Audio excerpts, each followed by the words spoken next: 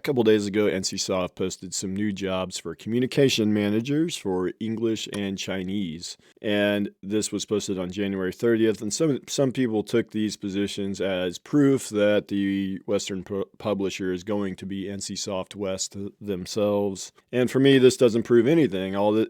We don't know the intent of these positions. These positions could be replacing some people that have left the company. It may not be a new position, or it could be a communication manager that is working with trying to help find a publisher in the West, or whoever the publisher might actually be. It could just be a communication between NCSoft and whatever the Western publisher is. So we don't know. We don't know. People are going to draw conclusions off something that you have no idea what this actually is. I will say, though, since it is listed as a contract position, and keep in mind, this is Google Translate to read this, and who knows if there's something lost in translation or not. As a contract position, I could see it being more likely that this is a kind of a temporary position for NCSoft to kind of help facilitate the publisher that they're attempting to work with. More so than if it was a permanent position, I would be more inclined to think that NCSoft is actually publishing it themselves. But this seems to be more of a temporary position. I could be wrong, but in the US, that's what a contract position is, more of a temporary position typically. On a sadder note, unfortunately, NCSoft laid off 20% of their staff yesterday. So never good to hear that.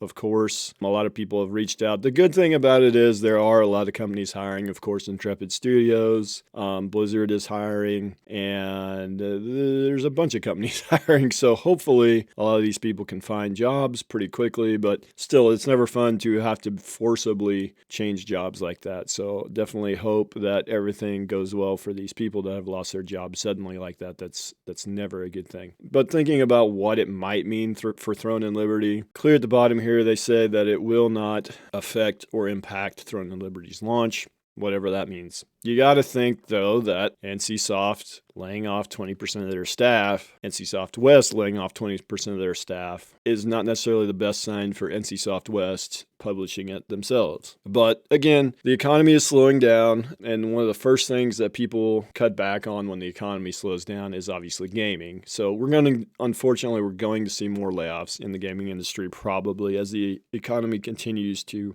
contract. Unfortunately, it does happen. It doesn't rule out that NCSoft is still the publisher. And obviously, we just don't know. And people are going to draw conclusions either way. I was leaning, before all this information came out, I was kind of leaning more towards NCSoft West is going to be the publisher because they've published several games in the West already. However, I'm starting to lean towards, because of the financial situation of the company, maybe they end up going with a different publisher like Amazon, for instance. That's my take on this. It is still slightly concerning to me that we still don't know who the Western publisher is, and I am starting to think that we might not see a true simultaneous global launch like they're saying. At least that's what I assume they mean by global launch. I'm thinking it might not be a simultaneous global launch. If we do not hear information about a Western publisher pretty soon, we may see a Korea launch, and then later on down the line, a global launch. I could definitely see that happening. I hope that's not the case because I want to play it.